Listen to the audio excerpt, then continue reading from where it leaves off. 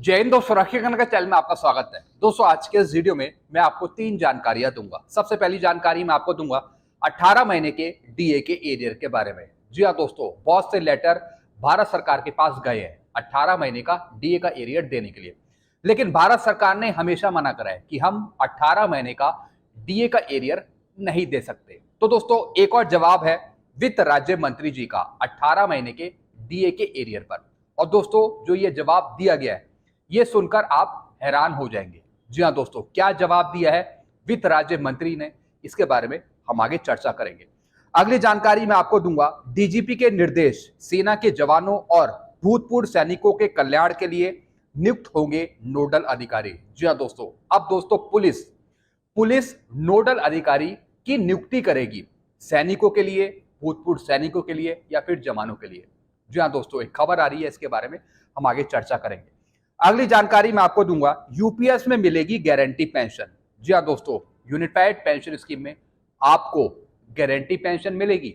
Last पे don का 50% pension मिलेगी। तो दोस्तों एक एग्जांपल आया है मेरे पास कि किस तरीके से आपको यूपीएस का फायदा मिलेगा, कितनी पेंशन आपको मिलेगी, एक एग्जाम्पल समझाऊंगा मैं आपको। तो दोस्तों बस यही 3 जानकारी है जो मैं आपको समझाने वाला हूं, इसलिए इस वीडियो को आप शुरू से लेकर आखिरी तक देखेगा। वीडियो में आगे बढ़ने से पहले एक छोटी सी अपील मैं आपसे कर रहा हूं। अगर आप पहली बार मेरा चैनल देख रहे हैं या फिर ये वीडियो देख रहे हैं तो आप मेरा चैनल सब्सक्राइब भी कर सकते हैं, जिसका नाम है रक्षित खन्ना, क्योंकि ऐसी जानकारियां, सही जानकारियां आपको मिलती रहती है इस चैनल के माध्यम से।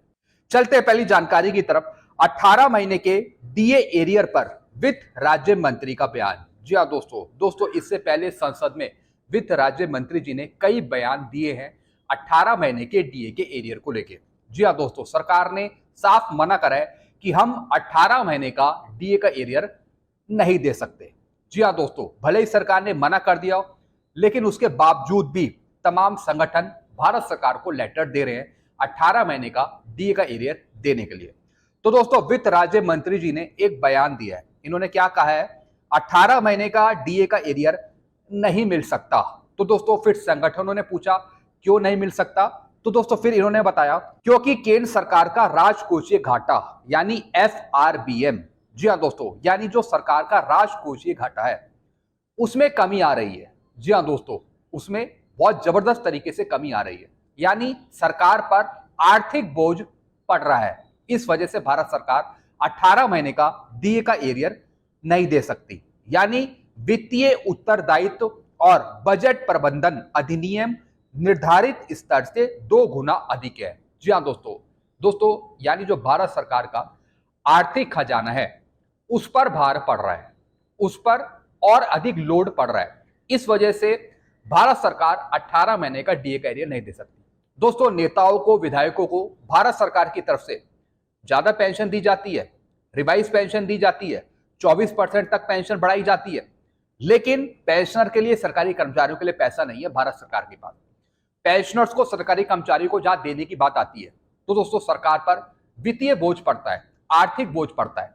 लेकिन जो अडानी है, अंबानी है, उनका लोन माफ करना या फिर नेताओं को बढ़ी हुई पेंशन देना, उनके लिए सरकार के पास कहां से पैसा आ जाता है, यह भी एक सोचने वाली बात है। तो दोस्तों सरकार यहां पे कहती है, वित्त राज्य मंत्री जी कहते हैं कि जो राजकोषीय घाटा है उस पर अधिक दबाव पड़ रहा है, यानी आर्थिक बोझ पड़ रहा है।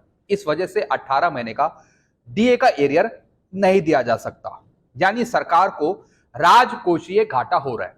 आर्थिक स्थिति सरकार की अच्छी नहीं है, सरकार की आर्थिक स्थिति अच्छी नहीं है, यानी पैसा कम पड़ रहा है। इस वजह से सरकार 18 महीने का डीए का एरियर नहीं दे सकती।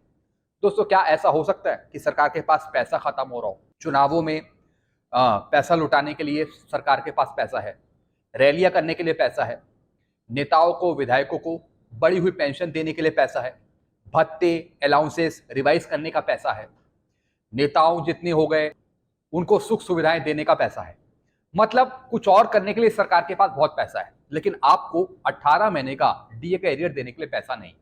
दोस्तों आप नीचे कमेंट करके बताइए कि जो ये बयान दिया गया है इससे आप क्या समझते हैं, आपके अपने विचार क्या हैं। तो दोस्तों सरकार ने यहाँ पे मना कर दिया कि भैया आर्थिक बोझ पड़ रहा है, अगर आपको पैसा दिया जाता है तो इससे राजकोषीय घाटा होगा, तो इसलिए ये पैसा आपको नहीं दिया जा सकता। आप कमेंट करके जरूर बताइएगा अपने सुझाव।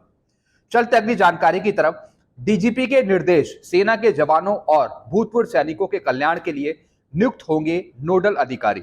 जी हाँ दोस्तों आपने कई जगह न्यूज सुनी होगी कि जो पुलिस है वो सेना के साथ सही व्यवहार नहीं करती, कभी कभार उनको पीटती है, मारती है, मतलब अच्छा सलूक नहीं करती। लेकिन दोस्तों दूसरी तरफ एक और पुलिस है जो जवानों की रक्षा करती है, सैनिकों की रक्षा करती है। जी हाँ दोस्तों, ऐसी दोस्तों एक खबर आ रही है उत्तराखंड से, जिसमें डीजीपी के निर्देश जारी हुए हैं, जिसमें उन्होंने बताया कि सेना के जवानों और भूतपूर्व सैनिकों के कल्याण के लिए नियुक्त होंगे नोडल अधिकारी। जी हाँ दोस्तों, और ये नोडल अधिकारी पूर्व सैनिकों की रक्षा करेंगे। जो उनकी पेंशन से जुड़ी कोई प्रॉब्लम है या फिर कोई और प्रॉब्लम है जवानों की, पूर्व सैनिकों की, उनकी समस्या को सुनेंगे।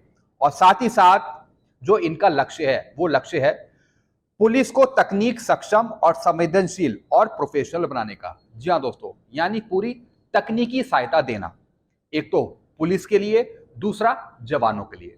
तो दोस्तों ये पुलिस की पहल है कि जिस तरीके से जो जवान है वो देश की रक्षा करते हैं, ऐसे ये पुलिस का दायित्व बनता है कि वो कुछ नोडल अधिकारियों की नियुक्ति करे और फिर जवानों की, पूर्व सैनिकों की रक्षा करे।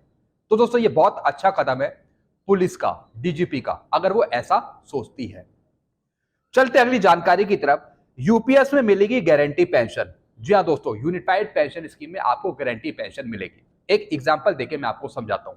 जैसे दोस्तों एक कर्मचारी की 25 साल सर्विस है और उसका मासिक वेतन लास्ट पे ड्रॉन 30,000 रुपए है, तो दोस्तों पेंशन कितनी मिलेगी? लास्ट पे ड्रॉन का 50% पेंशन, यानी 15,000 रुपए उसको पेंशन मिलेगी। अगर कर्मचारी की या फिर पेंशनर की मृत्यु हो जाती है तो फिर बेसिक का 60% पेंशन मिलेगी यूपीएस में, यानी पत्नी को मिलेगी 9,000 रुपए पेंशन प्रति माह, और डीए इसमें अलग काउंट होगा। 10 साल नौकरी करने वाले कर्मचारी को मिनिमम 10,000 रुपए प्रति माह पेंशन मिलेगी। जी हाँ दोस्तों, यानी जिनकी सर्विस 25 साल से कम है, सिर्फ 10 साल नौकरी है, अगर 10 साल से कम नौकरी है तो फिर आपको पेंशन नहीं मिलेगी। जी हाँ दोस्तों, यूपीएस के तहत मिनिमम सर्विस जो है दोस्तों वो है 10 साल। 10 साल पे आपको 10,000 रुपए पेंशन मिल जाएगी। 25 साल है तो लास्ट पे डॉन का 50% पेंशन। लेकिन अगर 10 साल से कम है तो दोस्तों फिर आपको पेंशन नहीं मिलेगी।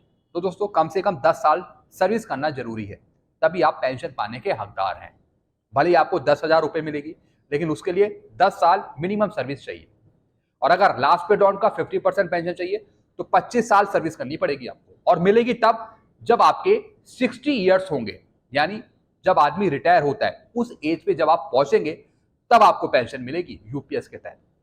तो दोस्तों ये कुछ मैंने आपको जानकारी दी यूनिफाइड पेंशन स्कीम की। इसके रिगार्डिंग आपको और कुछ पूछना हो तो आप नीचे कमेंट कर सकते हैं। वीडियो में खत्म करता हूं। चैनल आपको पसंद आता है तो चैनल को आप सब्सक्राइब कर सकते हैं और वीडियोस को शेयर करना मत भूलें। Thank you so much.